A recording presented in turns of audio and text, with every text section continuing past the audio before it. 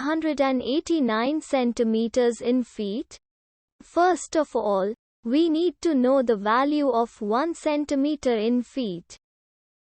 It's always 1 centimeter equals 0.03280839895 feet.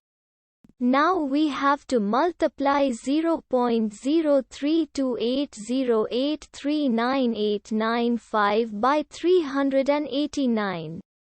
Therefore, 389 centimeters times 0.03280839895 feet equals 12.7624671915 feet.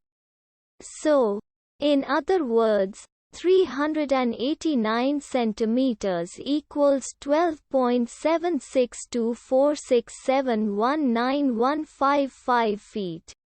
We hope you have enjoyed this video.